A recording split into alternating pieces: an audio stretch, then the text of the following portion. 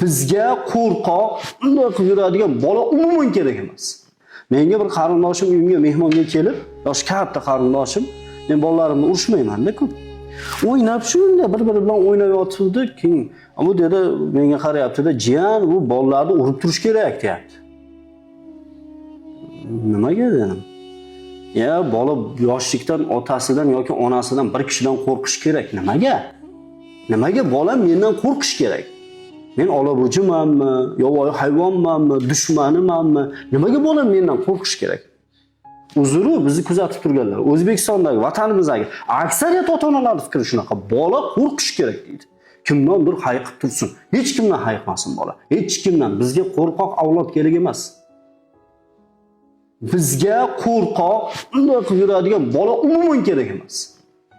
Umuman vatan nuqtai nazaridan ham, jamiyat nuqtai nazaridan ham, oila o'laroq ham, millat o'laroq ham, ummat o'laroq ham bizga qo'rqoq odamlar kerak emas.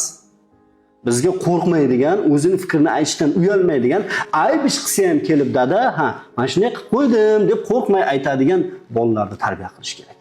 Bu degani erkatoy, tanti, og'zidan suv oqib o'tiradigan, dankasa qilib tarbiyalang degani emas. Buni to'g'ri qabul qilish kerak. Bolaga mehr bilan, muhabbat bilan tarbiya bering. Bu ham diyonatan, ham axloqan, ham dunyo tajribasi. O'sha Montessori'ni o'qib chiqqanimda ko'rganman. Dunyo tajribasida bolaga o'yin o'ynasin, 7 yoshgacha umuman bolani hech narsaga majburlamaydigan muhabbat uyg'otish kerak. O'ynasin. Yaponlarda uslubi.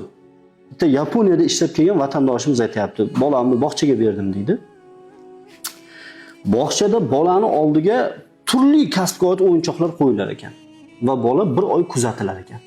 Qaysi o'yinchoqni ko'p o'ynasa, qaysi o'yinchoqni o'ynaganda maza qilsa, quvonsa, bola ana shunga qarab yo'naltirilar ekan. Masalan, qurilish o'yinchoqlarini ko'p ushlayotgan bola kelajakda arxitektor bo'lish ehtimoli bor.